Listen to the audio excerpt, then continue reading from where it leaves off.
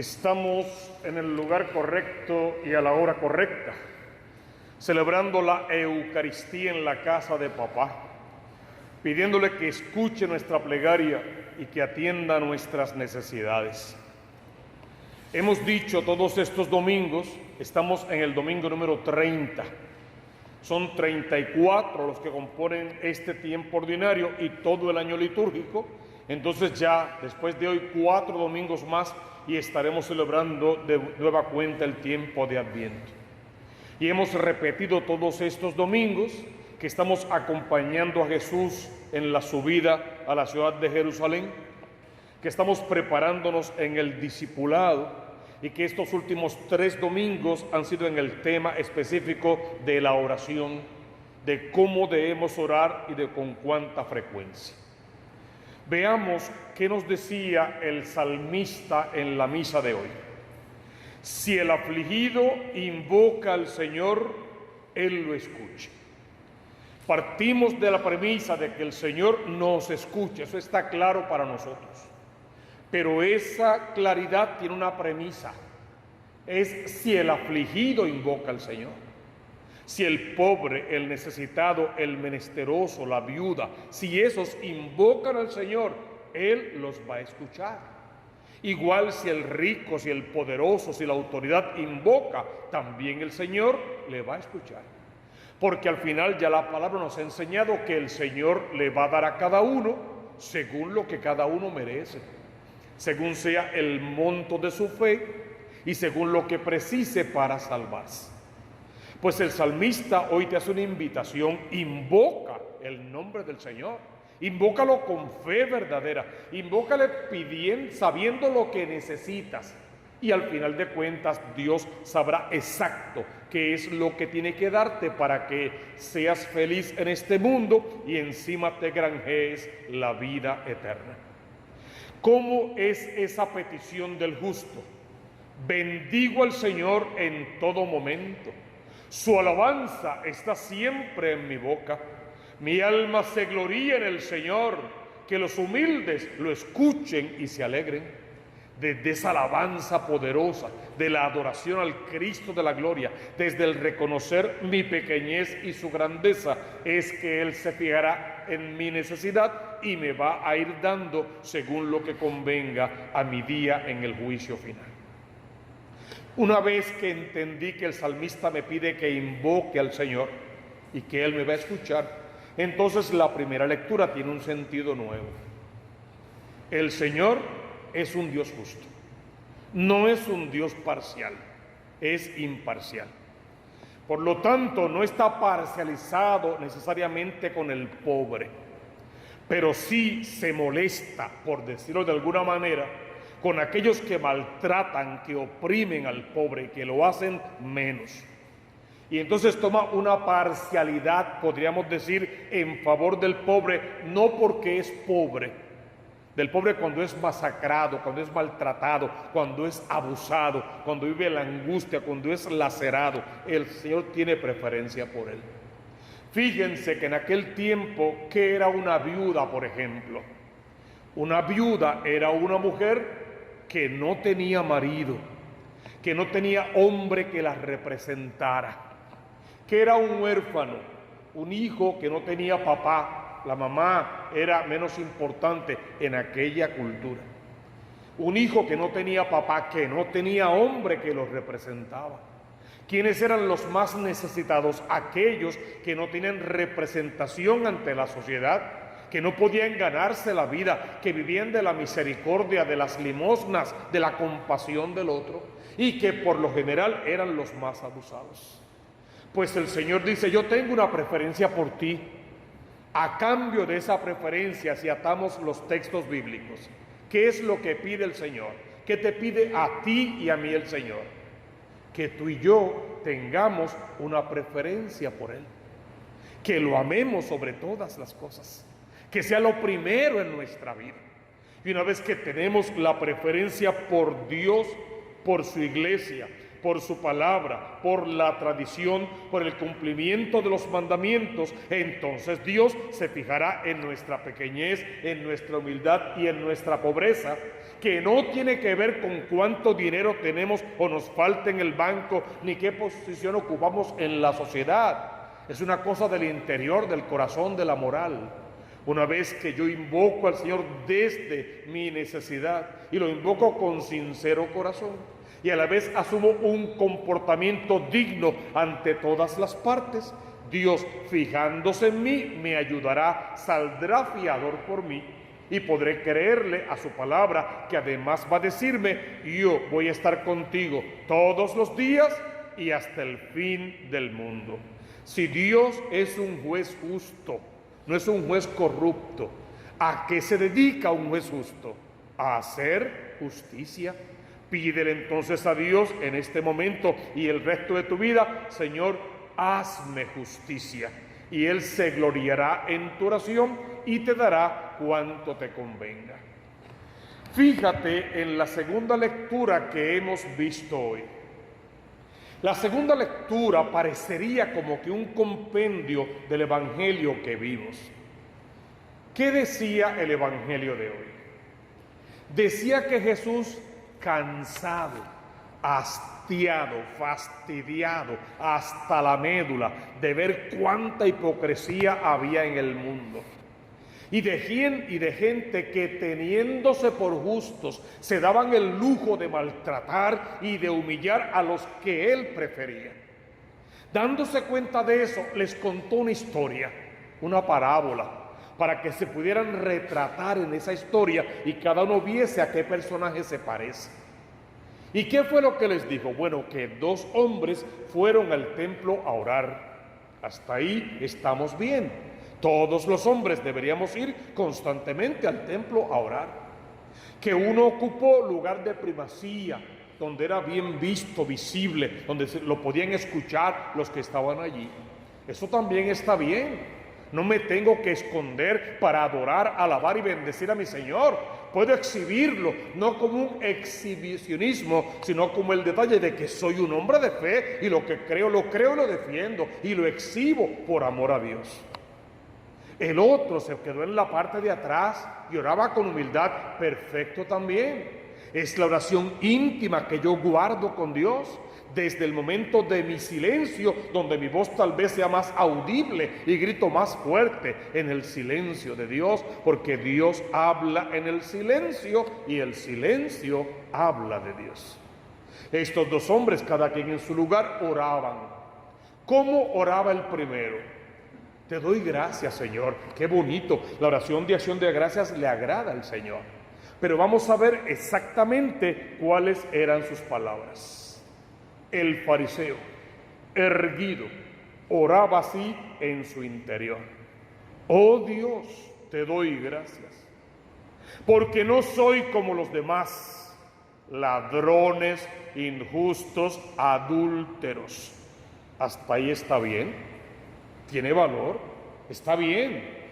Yo puedo decirle a Dios: te doy gracias porque no estoy alcoholizado, no me prostituyo, no me vendo. Te doy gracias porque soy honesto, vivo la vida bastante bien. Tú lo puedes decir. Gracias por la fidelidad, gracias por el matrimonio, gracias por mis hijos grandes, saludables, profesionales. Eso lo hice yo les pagué sus carreras, eso es mío también. ¿Se vale? Eso es válido. San Pablo lo va a decir después. Se vale que yo le diga a Dios: gracias por todo lo que tengo, por lo que he trabajado, por lo que he luchado. Se vale. Hasta ahí no habría gran problema.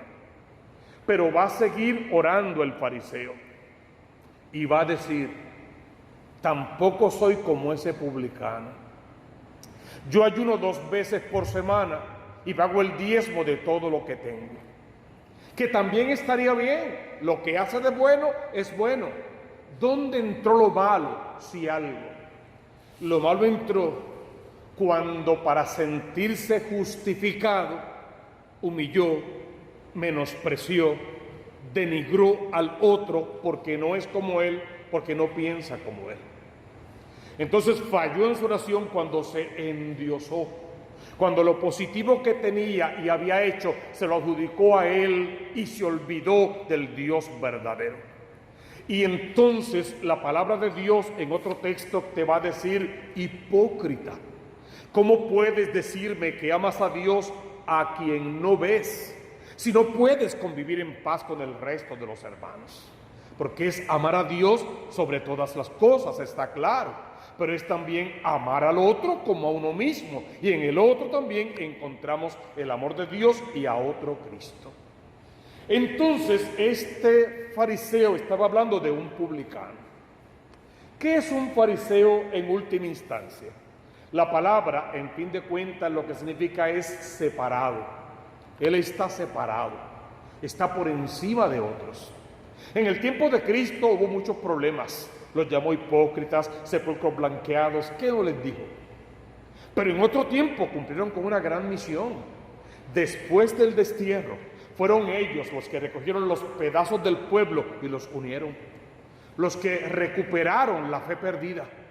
Los que unieron lo que quedaba de la palabra y de la tradición.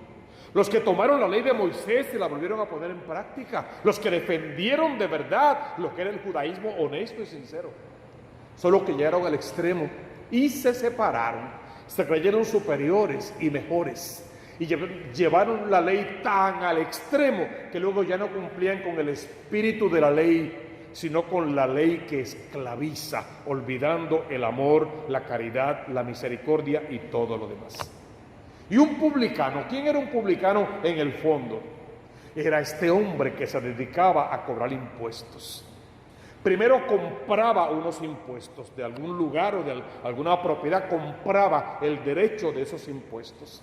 Y después él, siendo judío, en nombre del gobierno romano, cobraba los impuestos para Roma. ¿Y qué hacía al cobrar? Que tenía que ganar, de algo tenía que vivir. Entonces cobraba todo lo que Roma imponía, que ya era abusivo, más lo que a él le diera la gana de cobrar por encima para él salir ganando. Entonces era gente odiada. Los fariseos hasta eran bien queridos por el trabajo que realizaron. Pero los publicanos eran odiados por todo el mundo. De hecho, Mateo, Leví, el del Evangelio, era un publicano antes de su conversión. Entonces, aquel publicano que se sabía pecador público, miserable, que robaba, que era un ladrón, que era un sinvergüenza, lo sabía. ¿Y cuál fue la grandeza de su oración? Lo dice el texto, que al llegar al templo se arrodilló en la parte de atrás y empezó, podríamos decir, a rezar el Salmo 51. Misericordia, Señor, por tu bondad, por tu gran compasión, borra mi culpa, lava del todo mi delito, limpia mi pecado.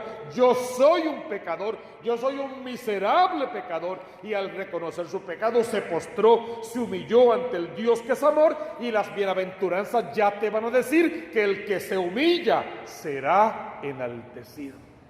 Al reconocer su pecado, al confesar su pecado, al darse cuenta que eso está mal y seguramente al querer cambiar su conducta, que es muy importante, que dice la palabra al final de los dos, que el primero que oró bien, que dijo la verdad, se fue a su casa tal como había llegado.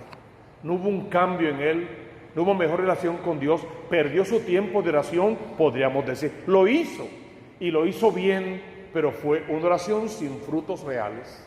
Se fue a su casa tal como había llegado. El publicano, en cambio, Jesús dice de él que se fue a su casa justificado, tocado por el amor de Dios, perdonado por su misericordia y con una nueva oportunidad para irse a cambiar su conducta y a ser mejor persona.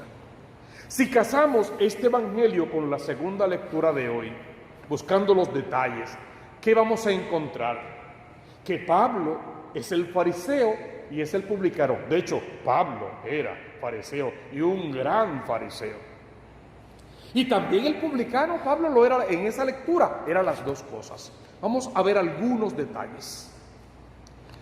El primer punto que Pablo va a hacer claro, que está al final de su carrera, está a punto de ser sacrificado. Sabemos que Pablo muere mártir también, sabe que su hora está cerca. Y al momento de su partida, que es inminente, va a escribirnos este testamento. Ustedes me conocen, como si Pablo hubiese dicho. ¿Ustedes me conocen? Yo soy fariseo. Y como yo, como buen fariseo, conozco a profundidad la Escritura y la tradición. La ley es mi norte, lo conozco bien. Y lo cumplí a la exageración de mandar a matar a aquellos que yo sentía que se oponían a lo que yo creía. Hasta ahí llegué yo en mi fariseísmo. Sin embargo, me convertí. Y yo he combatido bien mi combate. He corrido hasta la meta, he mantenido la fe. Hermano, no fue así que oró el fariseo en el evangelio de hoy. Yo pago el diezmo, yo pago esto, yo hago lo otro, yo oro, yo soy. Fue así más o menos que oró. No está lejos Pablo del fariseo del evangelio de hoy. La diferencia es que Pablo no se quedó ahí, siguió hablando con el Señor. Y porque yo he vivido así, porque yo he hecho lo correcto, corrí la carrera que tenía que correr y la corrí bien. Después de que me convertí, he sido fiel. Por eso me aguarda la corona merecida. Hermano, hay un premio para los que son fieles, lo dice la palabra. Hay un castigo para los que son infieles. Pablo dice, si yo he hecho el bien, ¿qué yo merezco? ¿Premio o castigo? Merezco premio. La corona esa de la victoria que se promete a los que son fieles, yo me la merezco y el Señor la tiene preparada para mí. Porque esa es la corona con la que el Señor, juez justo, el juez de la primera lectura, me premiará en aquel día. Hace referencia al día del juicio final. Y no solamente a mí porque soy Pablo, a todos aquellos que tienen amor a esa segunda venida. Se incluye a todas las promesas que Dios nos hizo para esa segunda venida. Y que al tenerle amor a esa segunda venida, que no es otra cosa que el juicio final, tienen despego por el pecado, rechazo por el pecado, por el demonio, el mundo y la carne, con todas sus consecuencias. Luego Pablo va a dar una queja lógica y buena. ¿Saben una cosa? La primera vez que me tuve que defender, todos me abandonaron, nadie me asistió.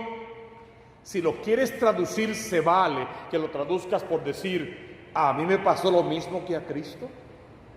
Todos sus apóstoles lo dejaron solo en la cruz. Dijeron no haberlo conocido y lo vendieron por 30 monedas de plata. Solo en la cruz. Así me he llegado a sentir yo solo en este Calvario. Pero no se detuvo, porque en domingos anteriores ya Pablo nos había dicho, yo estoy preso, pero la palabra de Dios no está encadenada. La palabra es libre y tiene que seguir llegando a todas partes del mundo. Yo estoy preso, abandonado por todos, y es como si Pablo dijera, y en el fin de cuentas me tiene sin cuidado. Todos me abandonaron, pero el Señor me ayudó y me dio fuerza para que anunciara íntegro el mensaje. Y cuando dice íntegro es no mi opinión, no lo que yo creo, no lo que a mí me gusta de la palabra y lo que no. Íntegro todo, me convenga o no me convenga en apariencia. Todo lo que dice la palabra lo enseño y lo practico aún a pesar mío, aunque eso signifique muerte ignominiosa, el martirio. Así lo predicó y lo vivió Pablo y lo cumplió. Por eso podemos creerle a su palabra, porque fue el Señor el que me liberó de la boca del león. Pero si él murió mártir, ¿de qué boca, de qué león fue que lo liberó? De las garras del demonio, del mundo y de la carne, del pecado, de la miseria humana, y lo elevó a la dignidad de hijo amado, no solo por el sacramento del bautismo, si quieres, por aquella famosa aparición que lo tumbó de su ego y lo llevó a la ceguera para que se viera en su oscuridad, y a la luz de Cristo para que fuera a predicar y ser luz de los gentiles. ¿Cómo termina Pablo su carta? El Señor guiará libremente, el Señor seguirá liberándome de todo mal, me salvará y me llevará al reino de Dios. y porque el Señor seguirá librándome de todo mal, porque me salvará y me llevará al reino de los cielos, yo le alabo, le bendigo y le glorifico. A Él la gloria por los siglos de los siglos, a Él el poder, a Él el nombre, a Él toda potestad en el cielo y en la tierra. Y no se cansaba de alabar y bendecir a aquel que no lo dejó solo, que le dará la corona por la que Él corrió, que lo premiará por todos sus sacrificios, sobre todo por el martirio, bautismo de sangre, y sobre todo porque ese Dios le hizo promesas que se las cumplió. Entonces, hermanos, el tema de los domingos pasados fue la oración. Hay que orar con perseverancia. Lo hizo aquel amigo que fue a pedirle a su amigo que le dieron unos pocos de panes para un amigo que llegó. Hay que orar con insistencia. Lo hizo la viuda del domingo pasado. El primero tocó a la puerta y se le abrió con insistencia. La segunda fue a pedir lo que necesitaba ante el juez con insistencia y se le dio. Y hoy estos fueron a buscar en el templo la promesa, pero no se le dio a los dos. Solo se le dio a aquel que cumplió con todos los requisitos de la oración. Entonces, hermano, pide, toca la puerta y ve a buscar. Pero antes no olvides que el Señor dará si invocas en tu aflicción al Rey de Reyes, si aprendes a vivir como Él manda, si te entregas a su palabra de vida y si la misión del resto de tu vida es salvarte ayudando a otros que se salven. Deja que te toque la infinita misericordia de Dios y ojalá que salgas de esta Eucaristía justificado por la sangre de Cristo y capaz de hacer que tu casa sea una iglesia doméstica justificada también en ese amor donde se alaba y se bendice su nombre. Que el Dios del amor te abrace en su corazón y allí te deje guardado para siempre.